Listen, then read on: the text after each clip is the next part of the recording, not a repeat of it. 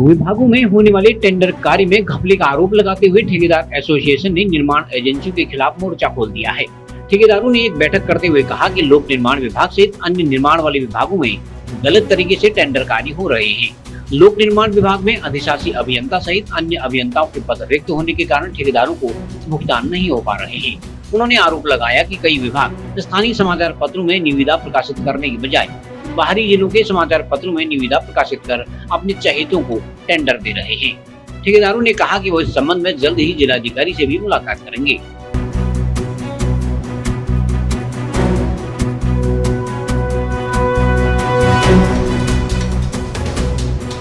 ठेकेदार संघ जनपद इकाई बागेश्वर की यहाँ पर बैठक चल रही है, जो 11 बजे से शुरू हो गई है, अभी चली हुई है। यहाँ पर हमारे ठेकेदारों संघ की बैठक में ठेकेदारों द्वारा अपने विभिन्न समस्याएं, जो विभाग की समस्या है, जैसे यहाँ पर पीडब्ल्यूडी में जो है लंबे समय से अधिशासी अभियंता यहाँ पर नहीं है। अधिशासी अभियंता न होने की वजह से जो है यहाँ पर सारे पेमेंट वगैरह नहीं हो पा रहे हैं और ऑफिस के काम काज सारे रुपए पड़े हुए हैं। और जिस घर का मुखिया नहीं होता है तो उस घर में थोड़ा सा कुछ अव्यवस्थाएं तो हो जाती है। इसलिए हम चाहते हैं कि यहाँ पर अतिशीघ्र अधिशासी अभियंता की नियुक्ति की जाए।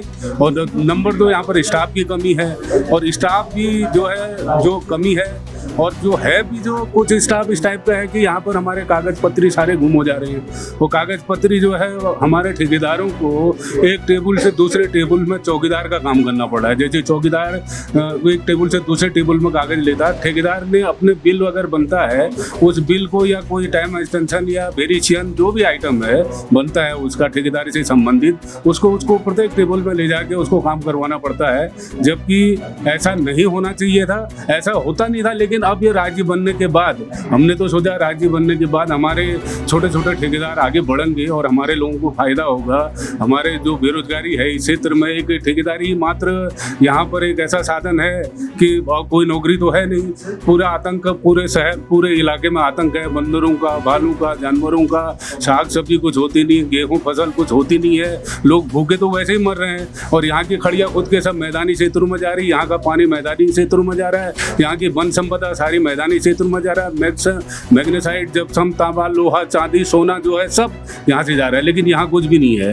तो यहाँ पर कोई रोजगार के ऐसे साधन नहीं है। छोटा मोटा साधन हमारे पास वही यहाँ पर हुआ करता था ठेकेदारी की, वो भी आज हमसे छीना जा रहा है। बड़े बड़े कॉन्ट्रैक्ट हो रहे हैं जो सीधे देहरादून से फिट हो रहे हैं। करोड़ों रुपये, अरबों रुपये के, जो करोड़ों रुपये का क्या पहले से रोड नहीं करती थी, पहले से 250-250 मीटर के जॉब हुआ करते थे। 250-250 मीटर के जॉब में जो है हमारे कई ठेकेदार जो है उस पर काम करते थे। आज पूरा 10 किलोमीटर का एक पैकेज बना रहे हैं और उसमें भी गाजियाबाद और कहाँ लखनऊ, कहाँ कलकत्ता, कहाँ मुंबई, बड़े बड़े महानगरों से जो है माफिया लोग, बड़े बड़े ठेकेदार लोग आकर यहाँ पर काम कर रहे हैं। तो हम लोगों का विरोध है। अभी हमारी जो है कुमाऊं मंडल की एक बैठक जो है अल्मोड़े में होने वाली है। उसके बाद पूरे उत्तराखंड स्तर की बैठक जो है देहरादून के अंदर होने वाली है। महासंघ का गठन होने वाला है। हम सभी जागरूक लोग जो है यहाँ पर इस आज बैठे हुए हैं और इसमें मंथन चल रहा है कि आगे की रणनीति क्या होगी। हम प्रत्येक विभागों में जाके, अभी ये भी यहाँ पर को बात चल रही है कि हम प्रत्येक विभाग, जितने भी बागेश्वर जनपद के अंदर विभाग हैं, क्योंकि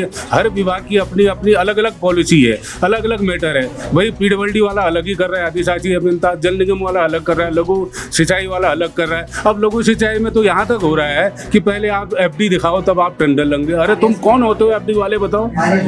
तो इस टाइप का मतलब वो चल रहा है, मनमर्जी चल रही है इनकी। जैसी मनमर्जी आ रही है वैसा ये लोग कर रहे हैं। तो उसके खिलाफ पूरा ठेकेदार संघ जो है लामबंद है और पूरे आंदोलन की रूपरेखा तय की जा रही है। सारे, अगर हम ठेकेदारों की बात नहीं मानी गई तो सारे भी जितने निर्माण कार्य हैं और जो आगे को टेंडर होंगे उन सब का बहिष्कार करेंगे, चाहे जिला योजना हो, चाहे राज्य योजना, चाहे कोई भी योजना हो। जिला योजना में लंबे समय से लोगों ने काम किया है, आज तक जो है पहले काम करो काम करो काम करो कह रहे हैं, अब पेमेंट नहीं है। भाई क्यों नहीं है पेमेंट? यहाँ पर आज ये बागेश्वर ठेकेदार वेलफेयर समिति की जो हमारी एक बैठक आयोजित की गई, तो इसमें सारे ठेकेदारों की, पहले तो यहाँ पे स्थानीय स्तर की जो हमारे विभिन्न जो डिवीजन है यहाँ पे, उनके स्तर की समस्याएं ये थी कि सारे जो यहाँ पे आरईएस है, पीडब्ल्यूडी है, लघु सिंचाई है, जितने भी यहाँ पे कार्यदायी संस्थाएं हैं, चाहे वो नगर पालिका है, इनमें सब टेंडरों में अपनी अपनी विभागीय अधिकारी जो है अपनी अपनी मनमानी चला रहे हैं।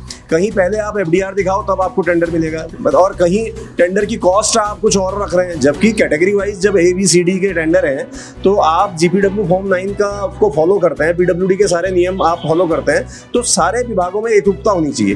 तो ये जो एकरूपता नहीं है, और विभाग जो है कुछ इन्होंने जो टेंडर निविदाएं हैं तो वो बाहरी मतलब स्थानीय संस्करण में जो दैनिक जो समाचार पत्र यहाँ पर हैं उनमें ना प्रकाशित करके बाहर के समाचार पत्रों में वो निविदाओं को प्रकाशित कर रहे हैं, जिससे कि यहाँ के ठेकेदारों के हितों में चोट पहुँच रही है। और यहाँ जैसा कि इतनी बेरोजगारी है, और एक ठेकेदार ही एकमात्र एक ऐसा ठेकेदारी का व्यवसाय ऐसा है कि जो हम अपने पैसों से, ये जो जितने भी चाहे सरकारी घोषणाएं हों या नेताओं की जो भी घोषणाएं हैं, इसमें ठेकेदार एकमात्र पहले अपना पैसा, ब्याज के पैसा, लिमिट का लोन का पैसा लगा के विकास कार्य करता है, उसके बाद कहीं जाके उसको भुगतान मिलता है, और उसके बाद भी काम समाप्त होने के बाद भी सालों सालों तक भुगतान नहीं है।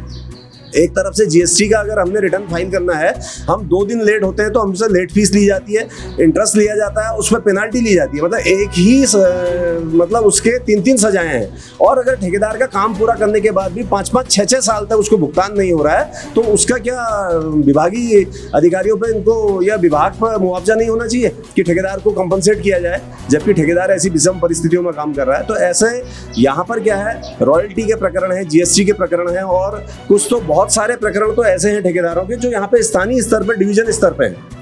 तो अभी हमने आज की बैठक में ये यहाँ पे हमने सबने यहाँ पे निर्णय लिया है कि पहले हम सभी विभागों के विभागीय अधिशासी अभियंताओं से मिलेंगे और उनसे जो आज की बैठक में जो हमारे ठेकेदार भाइयों ने जो समस्याएं रखी हैं, तो वो समस्याएं उनके सामने सम्मुख रखेंगे कि आज उनसे अगर हमारा इन समस्याओं का निराकरण नहीं होता है तो हम माननीय जिलाधिकारी महोदय के सम्मुख जाकर समस्त हम उनसे निवेदन करेंगे कि समस्त जितने भी कार्यदायी संस्थाएं यहाँ पर जो है, इनके जो HOD हैं, जो इनके अधिशासी अभियंता हैं, उनके साथ ठेकेदारों की एक समन्वय बैठक यहाँ पर एक आयोजित की जाए, जिसमें जो ठेकेदारों ने बिंदुवार जो समस्याएं उठाई हैं उनका निराकरण यहाँ पर हो।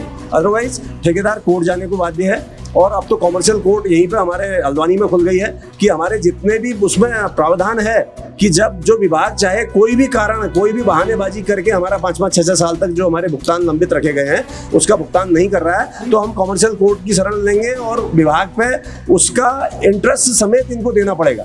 फिर संबंधित अब वो इंटरेस्ट कहाँ से किससे वसूला जाएगा, या तो इनकी विभागीय अधिकारियों की गलत कार्यप्रणाली के तहत अगर वो भुगतान रोके गए हैं तो फिर इनसे उसकी वसूली होगी, ये इसके लिए तैयार रहे। और यहाँ पर जो पद है एग्जीक्यूटिव अधिशासी अभियंता का पद यहाँ लंबे समय से रिक्त पड़ा हुआ है। जो प्रभारी है वो क्या है कि रनिंग बिल तो कर रहे हैं, फाइनल बिल नहीं कर रहे हैं, तो हमारे ठेकेदार भाइयों के फाइनल बिल लटके हुए हैं और SD के पैसे हैं, सिक्योरिटी के पैसे हैं, लंबे समय से उसको जो उनका हक है जो वो है उसको लौटाने में आनाकानी हो रही है। तो ये सारी समस्याएं हैं।